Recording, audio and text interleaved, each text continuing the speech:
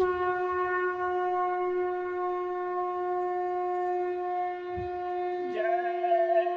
गुरुदेव। जय गुरुदेव।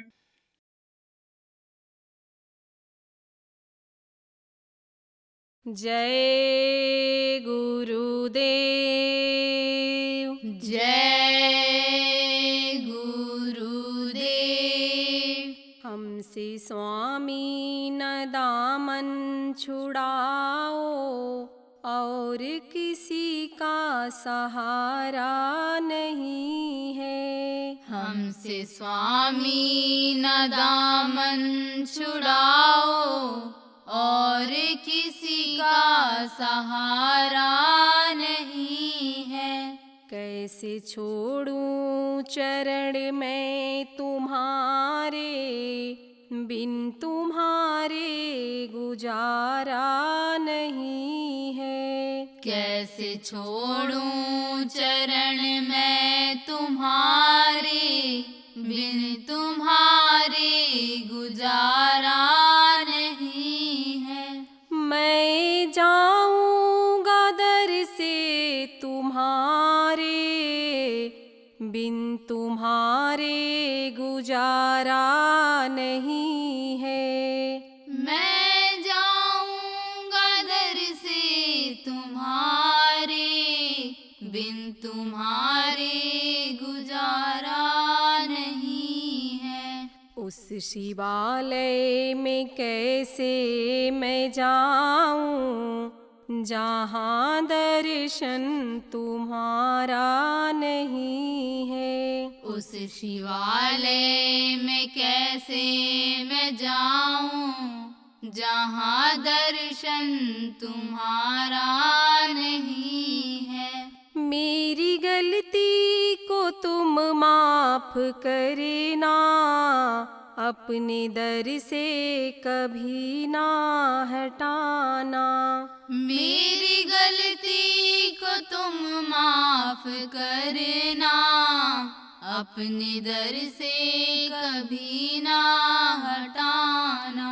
कई पापी अधम तुमने तारे, कभी मुझको उबारा नहीं है। कई पापी अधम तुमने तारे, कभी मुझको उबारा नहीं है।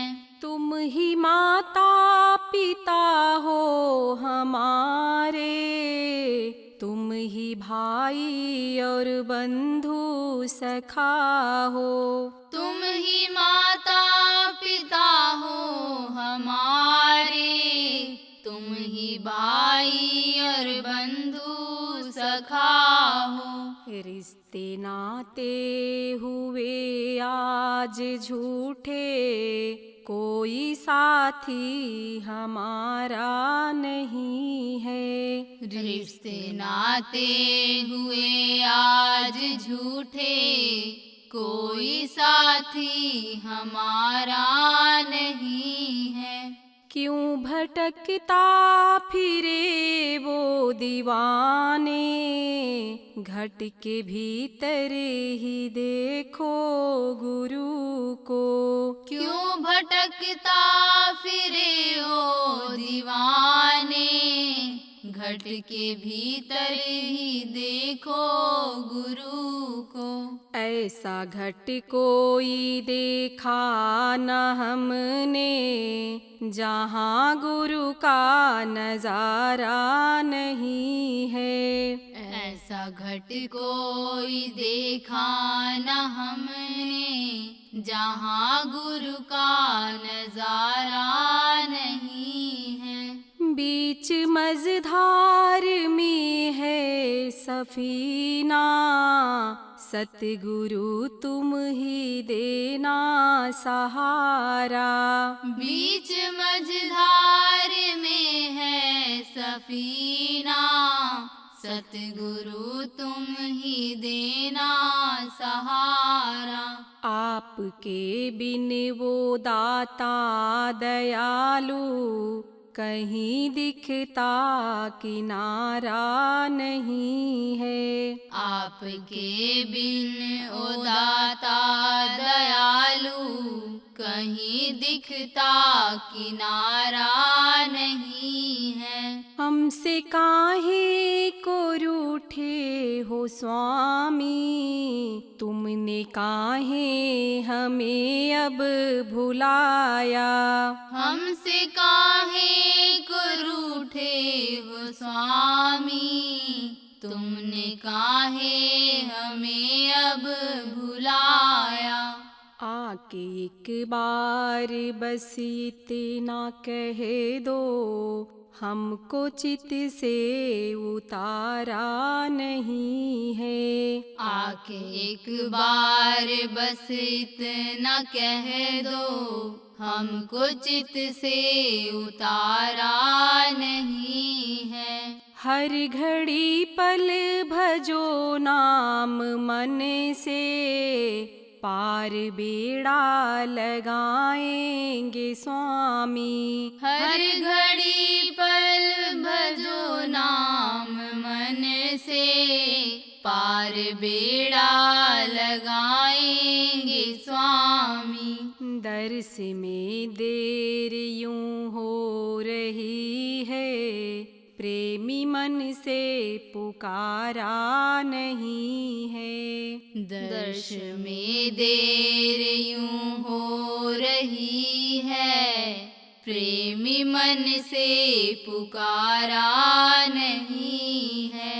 हमसे स्वामी न दामन छुड़ाओ, और किसी का सहारा नहीं है। हमसे स्वामी न दामन छुड़ाओ, और किसी का सहारा नहीं है। जय गुरुदेव। जय गुरुदेव।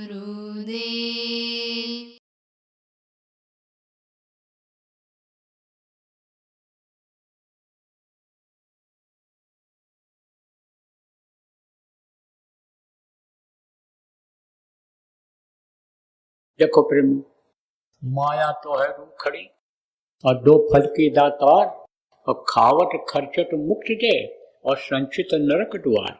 यह रुपया पैसा ये क्या है? यह माया है। दो माया होती हैं, जड़ माया और चेतन माया।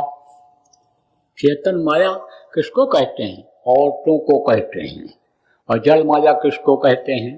जो एक जगह से दूसरी जगह आ जा न सके। रुपया पैसा आप ये समझो, सोना चांदी हीरा मोती जवाहरात, आप ये समझो ये क्या है?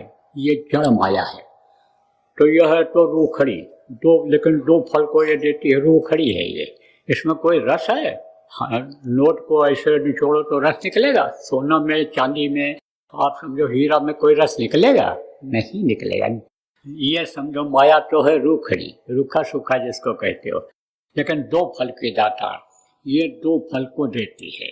किसको देती है? खावट खर्चट मुक्त दे। अगर खाते रहोगे, खर्च करते रहोगे तो मुक्ति मिलेगी, और अगर अच्छे काम में लगाते रहोगे तो माया या खुश होकर के रुक जाएंगी, और जो खाओगे हजम हो जाएगा। और गलत जगह पर अगर लगा दिया आपने तो जान का खतरा पैदा हो जाएगा।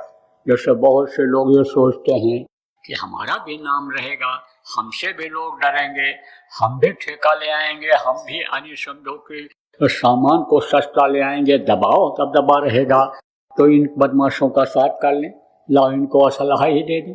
अब वो गए, उस असलहा को खरीदा, मारा और काटा उससे, तो पाप किसको लगा? देने वाले को लगा। अब आप ये समझो कि खावट खर्चट मुक्त दे, खाते रहो, अच्छी जगह पर लगाते रहो, तब तो मोक्ष का दरवाजा खुलेगा, और नहीं तो संचित नरक द्वार। इकट्ठा करोगे तो माया का यह सिद्धांत है कि उनको इकट्ठा करोगे तो कभी वो नरक का दरवाजा दिखा देती। अब ज़्यादातर यही होता है कि पैसा जब जिसके पास ज़्यादा हो जाता है तब वो हर जगह पर लगाने की अकल फैलाता है, और दूसरी जगह लगा करके कमाने के लिए गलत लोगों को दे देता है, गलत जगह पर लगा देता है, तो वही बर्बाद कर देती है, वही माया। आप तो समझो वही नरक का दरवाजा दिखा देती है, वही जेल पहुंचा देती है, वही फांसी पर लटका करके अकाल मृत्यु दिला देती है, और वही यानी नरक में भेज देती है आत्मा। तो अच्छी जगह पर अगर लगाते रहोगे तो इकट्ठा होती रहेगी माया, और आप पे समझो कोई चीज की दिक्कत नहीं आएगी। लेकिन माया यानी को अपना नहीं समझना चाहिए। माया छाया एक सी बिरला जाने कोई, अभक्ता के पीछे फिरे सन्मुख भागे सोए। ये छाया की तरह से है, परछाई की तरह से है। माया ये परछाई की तरह से है, इसलिए इसको अपना नहीं समझना चाहिए। जैसे आज अपने पास है, कल दूसरे के पास चला गया, कैसे चला जाता है। रात को तिजोरी में बंद करके सेठ सोता है, चाबी उसके पास रहती है, लेकिन तिजोरी ही चोर आते उठा ले जाते, जबरदस्ती खुलवाते हैं। रात को जब टैक्स वाले आते हैं, इनकम टैक्स वाले, फायर टैक्स वाले, ये जो और विभाग बने हुए हैं वो आते हैं तो खुलवाते हैं। ईडी जिनको किसको कौन कौन विभाग बन गए तो वो खुलवाते हैं, और माल सब ले जाते हैं, खजाने में जमा कर देते हैं। तो वो अपना है, अपना नहीं है। वो किया तो था, जमा तो किया था अपने लिए, लेकिन वो उसका नहीं रहा। तो अब आप ये समझो प्रेमियों कि यानी ये अपना तो कुछ यहाँ है ही नहीं। इसको अपना समझना, रुपया पैसा हो, और रुपया पैसा से ही ये धन दौलत और चीजें बनती हैं। ये आप ये समझो एक प्रॉपर्टी जिसको कहते हो, जैसे जमीन है, मकान है, घोड़ा हाथी है, गाड़ी घोड़ा, ये अपना कुछ है ही नहीं है। ये किसका है? माया है जगदीश की। जिसने इस जगत को बनाया, दुनिया को बनाया, ये उसका है। माया है जगदीश की, अपना का है गंवार। गंवार किसको कहते हैं? जो जल्दी कोई चीज को समझ नहीं पाता है, बताने पर भी जल्दी नहीं कर पाता है, उसको गंवार कहते हैं। बार बार बताना पड़ता है, बार बार होश में लाना पड़ता है, उसको क्या कहते हैं? गंवार कहते हैं। तो कहाँ अपना, कहाँ है गंवार? इसको जो उसका नहीं है, अपनी जो चीज नहीं है, उसको जो अपना कहता है वो गंवार है। सपने हो पायो राजधन और जात न लागे वार। जैसे सपने में बहुत धन मिल जाए, और कोई सेठ साहूकार हो जाए, राजा महाराजा हो जाए, लेकिन सुबह उठेगा तब वो धन रहेगा, वो गद्दी रहेगी जिस पर सपने में बैठा था। तो इसको आप समझो नहीं समझना चाहिए। तो प्रेमियों, संत मत का यही है सिद्धांत, सेवा, भजन और सत्संग। अब भजन क्या है, जिसके लिए आपको बताया गया कि भाई भजन से कर्म कटेंगे, सुमिरन से कर्म कटेंगे। यह समझो कि आप तीखी तलवार है। एक होता है कि जैसे आरी होती है, उसमें ऐसे दाने दाने से होते हैं, कटा हुआ रहता है, उससे अगर कोई चीज आप काटोगे तो जल्दी नहीं कटेगा। लेकिन तलवार होती है या चाकू होता, ऐसे मारते हैं और तुरंत कट जाता है। तो यह कर्म काटने का सबसे तीखा, यानी आप ये समझो कि पैनी जिसको कहते हैं, हथियार है। कौन सा? ये सुमिरन, ध्यान और भजन।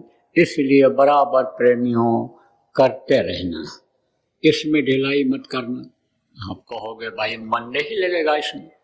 मन क्या है इसके बारे में भी बता दे। मन इस समय पर इस शरीर का राजा बन गया, और ये जो जीवात्मा इस शरीर को चलाती है उसका जिगरी दोस्त हो गया। जैसे एक सिक्के के दो पहलू होते हैं, सिक्का होता है रुपया, दूसरी तरफ दूसरा फोटो बना रहता है, और एक तरफ दूसरा फोटो बना रहता है। दोनों की लिखावट में अंतर रहता है, लेकिन सिक्का तो एक ही है। ऐसे समझो कि जिगरी दोस्ती हो गई। यह कहाँ से हुई? जब ये जीवात्मा उतारी गई तो जीवात्मा का भंडार कहाँ है? सतलोक में है, अलखलोक अनामी लोक में है। ये वहाँ से उतर के आई और एक भंडार वहाँ बना दिया गया। आप ये समझो वो चैतन्य देश हैं ऊपर के, और ये जो हैं ये चैतन्य देश नहीं हैं। आनी समझो कि वो अचल है, और इधर का आनी समझो कि ये चल है। ये नाशवान होने वाले जितने देश हैं, चाहे ये देवी के देश हों, चाहे देवता के देश हों, ब्रह्मा के देश हों, विष्णु महेश के देश हों, इनकी माँ का देश हो, इनके पिता ईश्वर का देश हो, ब्रह्म देश हो, आप ये समझो पार ब्रह्म का देश हो, ये सब नाशवान है, ये खत्म होने वाले हैं। तो जीवात्माओं का भंडार कहाँ है? सतदेश में है, सतलोक में है। और प्राण का भंडार कहाँ है? अलग है। और इसका यानी आप ये समझो मन का भंडार अलग है। ये तो समझो त्रिकुटी से नीचे है इधर, वहाँ से यानी जब ये आगे यानी जीवात्मा बढ़ती है तब यह मन साथ छोड़ देता है। अब ये जरूर है कि इस शरीर में इसको ज़्यादा रस मिलता है कि जैसे कोई मजदूर है, मजदूरी करता है, तो कहाँ मजदूरी करता है? खेत में, यानी आप समझो घर बनाने में, सर सफाई करने में, इधर मजदूरी करता है। और एक मजदूरी करता है होटल में, तो होटल में बढ़िया बढ़िया खाने को मिलता है, बढ़िया माल मिलता है, और बढ़िया माल खाने वाले की बॉडी बन जाती है। ऐसे ही मन की बॉडी बन गई। कहाँ? इस बॉडी में रहने की वजह से। क्यों? क्योंकि यहाँ का जो भोजन है स्थूल भोजन है। स्थूल भोजन किसको कहते हैं? आप ये समझो जो आँखों से देखा जाता है मोटी चीज़ होती है, स्थूल भोजन में आती है वो। तो अब आप ये समझो कि इसमें वो मन मोटा हो गया। ये तो ये जो पिंडी शरीर में मन है ये ज़्यादा मोटा है, ये ज़्यादा हावी है, हैवी है। तो जैसे कोई 1.5 क्विंटल का आदमी हो जाए और उससे कहो दौड़ो, दौड़ पाएगा? उससे कहो कि तुम कूद लाओ ऊंची कूद, तो जो दुबला पतला होता है, हल्का होता है, 6-6 फुट 8-8 फुट कूद जाता है ऊंची कूद को। और 1 क्विंटल वाले से कहो तो 2 फुट भी नहीं कूद पाएगा, फट जाएगा पेट, सब अतली पसली अलग हो जाएगी, कूद पाएगा? ऐसे ही ये ऊपर की तरफ जा नहीं पाता है मन, इतना मोटा हो गया है। अब ये जब भीना होगा, पतला होगा, तब ये ऊपर जाएगा, जीवात्मा का साथ देगा। लेकिन जीवात्मा ही नहीं जाना चाहती है ऊपर। क्यों नहीं जाना चाहती है? क्योंकि वो इसी के साथ हो गई, इसका साथ ऐसा पड़ गया, इसलिए नहीं ऊपर जाना चाहती, जाने नहीं चाहती। एक बार लक्ष्मी ने विष्णु से कहा, कहाँ प्रभु आप कहते हो हमारे सब जीव हैं, हम इनका पालन पोषण करते हैं, हम इनकी देख रेख करते हैं। कहाँ करते हैं? तो कहा कि यानी आप सबको खिलाते हो? बोले खिलाता हूँ। तो उन्होंने क्या किया कि एक चींटी को बंद कर दिया, किसमें? एक डिब्बी में। और फिर शाम को बोली कि आपने सबको खिला दिया जितने भी जीव थे? बोले हाँ, सबको मिल गया। तब कहा कि लाइए, इससे कहा हम लाते हैं, उसको हम देखें कैसे आपने खिलाया। तो ऐसे देखा, खोला जब, तो एक बहुत छोटा सा चावल का टुकड़ा उसमें पड़ा हुआ था और उसी को पीटी खा रही। तो हंस करके चुपचाप रख दिया उन्होंने। कहा मान गई आपकी व्यवस्था को, आप ही देने वाले हो। तभी कहा गया अजगर करे न चाकरी और पंछी करे न काम, और दास मलूका कहे गए सबके दाता राम, सबको आप देते हो। मान गई मैं आपको, आप ही देने वाले हो। मान गई मैं आपको, पैदा होने के पहले माँ के स्तन में दूध आप ही भर देते हो। लेकिन प्रभु आप ये जो दुख झेल रहे हैं मृत्युलोक के लोग, उनको यहाँ सुख के सागर में क्यों नहीं ले आते हो जहाँ आप शयन करते हो? तब लक्ष्मी से कहा उन्होंने कि तुम आप समझो इस बात को लक्ष्मी, कि वे आना ही नहीं चाहते हैं। जैसे कहा ना, कोटि कोटि मन जतन कराही, अंत राम मुख अंत नाम मुखावत नहीं। बहुत प्रयास करते हैं, लेकिन आखिरी वक्त पर नाम मुँह से आता है? आखिरी वक्त पर कौन नाम आता है? बेटे का, आप ये समझो बहू का, पोतों का जो नाम रखते हैं मरते समय, वही याद आते हैं, क्योंकि उन्हीं को रटते रहते हैं। तब महात्माओं ने और सरल किया, नारायण नाम जब था पूर्णात्मक नाम, तब नारायण नाम रख दिया कि आखिरी वक्त पर नारायण मुँह से निकलेगा, लड़के को ही याद करेंगे, तो कहा नारायण नाम रख दो। तो नामकरण अब भी लोग किससे कराते हैं? जानकार से कराते हैं नामकरण, गुरु महाराज से भी कराते थे और हमसे भी नामकरण कराते हैं।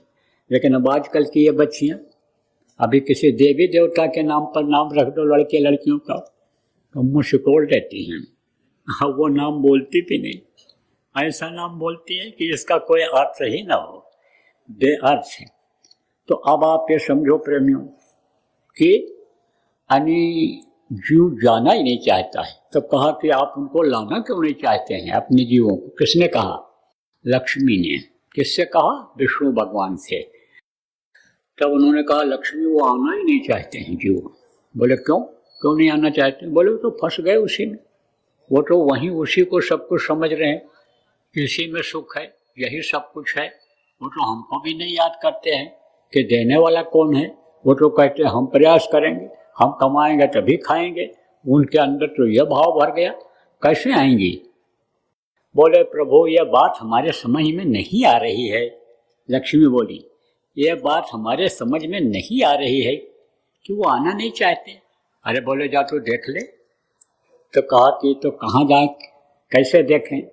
बोले तुम सुबह सुबह चली जाना वहाँ, मनुष्य शरीर धारण कर लेना और चली जाना वहाँ, और सबसे पहले जो तुमको मिल जाए उसी से कहना तुम चलो हम लेने आए हैं तुमको, विष्णु लोक ले चलेंगे।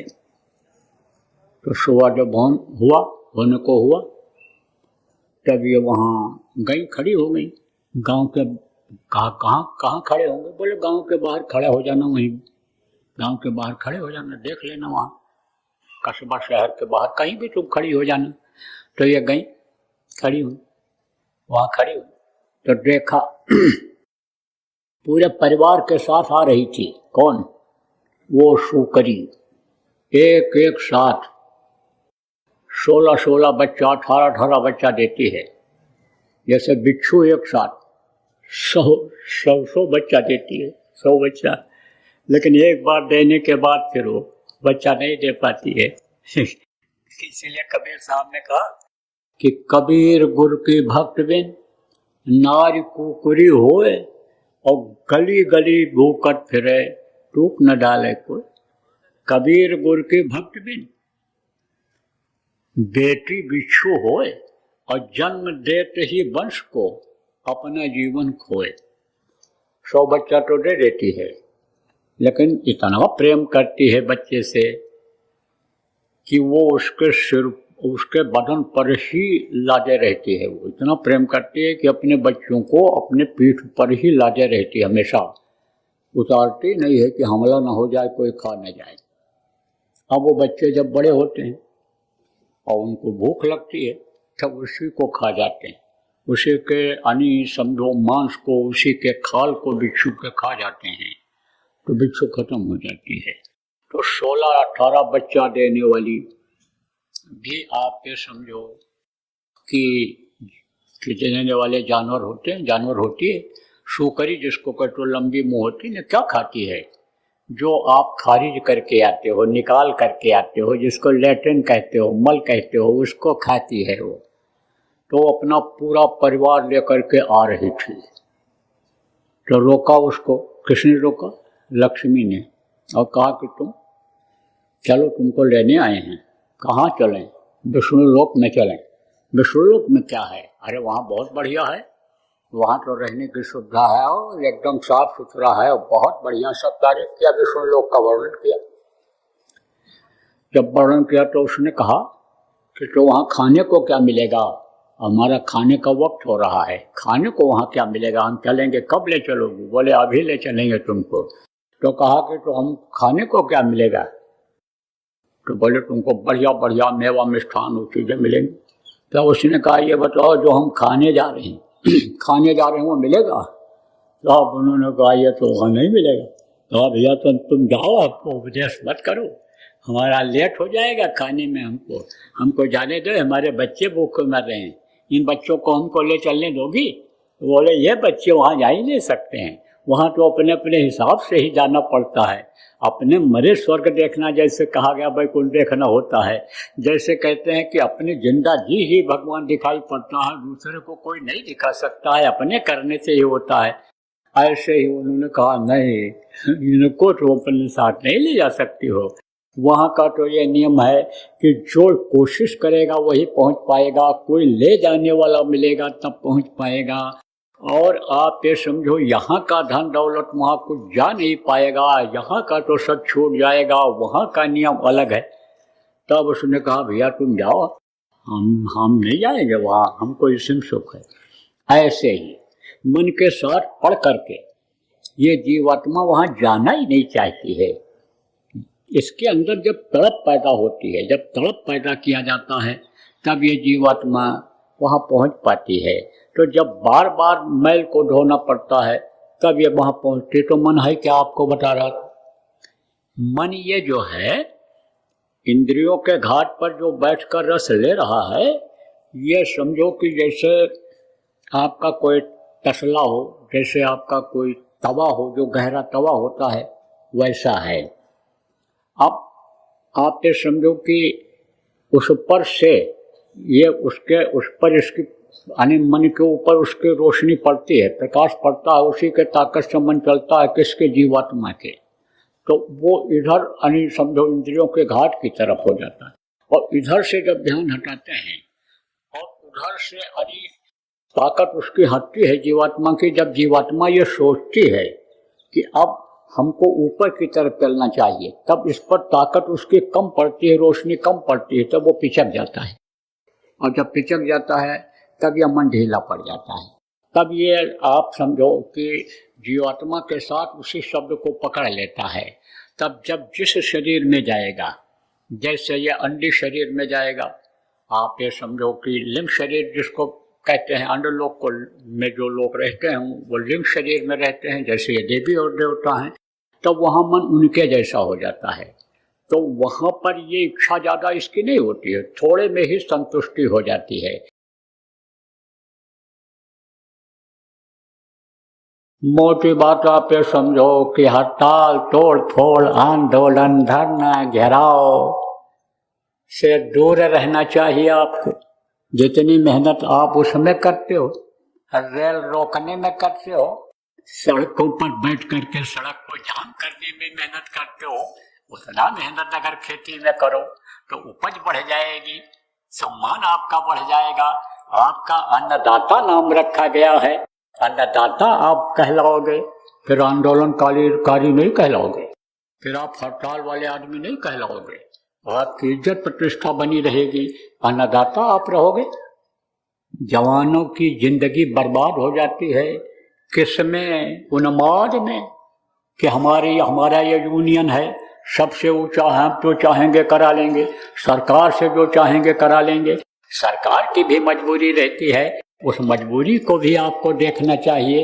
यही देखना चाहिए कि कितना ये क्या कर सकते हैं, वो आपको देखना चाहिए कि ये क्या कर सकते हैं। जितना कर सकता है वही तो करेगा। एक बाप के 4 बेटा हैं और चारों को उसको देखना है, परवरिश करना है, व्यवस्था को घर के बनाए रखना है, आए गए का स्वागत सत्कार भी करना है, और आपको सम्मान प्रतिष्ठा भी बढ़ा करके आपके बच्चों को, परिवार के बच्चों को यानी समझो आगे बढ़ाना है। तो कैसे हो सकती है ये बात? इसलिए ये सोचने और समझने की जरूरत है। ज्यादातर देखो हम ये देख रहे हैं कि जो आंदोलनकारी होते हैं, जो हड़ताल तोड़ फोड़ करते हैं, आगजनी करते हैं, वो कौन होते हैं? युवा होते हैं। उनको आगे झोंक देते हैं, उनकी जिंदगी बर्बाद हो जाती है। लाठी पड़ो, आप ये समझो सुरक्षा की जिम्मेदारी इनकी है, चाहे वो घर के ही अपने बच्चे हों और भर्ती हो गए हों पीएससी में, पुलिस में, लेकिन जब अधिकारी का हुक्म हो जाएगा, शासन का हुक्म हो जाएगा कि लाठी चलो, तब वो ये देखेंगे कि हमारा बाप बैठा है यहाँ हुक्का पी रहा है बैठ करके, कि हमारा भाई बैठा है, वो तो लठ मारेंगे ही। पलता है जब हाथ टूट गया, पैर टूट गया, जिंदगी बर्बाद हो गई। इसलिए इन सब चीजों में मत पड़ो आप। जय गुरुदेव। सरकारी व गैर सरकारी अनुदान के लिए बिना सत्संगियों के सहयोग द्वारा जनहित के कार्यों में लगी हुई बाबा जय गुरुदेव धर्म विकास संस्था का मुख्यालय पिंगलेश्वर रेलवे स्टेशन के सामने, मक्सी रोड, उज्जैन, मध्य प्रदेश में है। यहाँ पर सत्संग व नामदान का कार्यक्रम होता रहता है। अतः आप श्रोताओं से अनुरोध है कि बाबा उमाकांत जी महाराज के आश्रम उज्जैन एक बार परिवार सहित जरूर पधारिएगा। जय गुरुदेव। आपके सुझाव के लिए व्हाट्सएप नंबर 9575600700। जय गुरुदेव। जय गुरुदेव।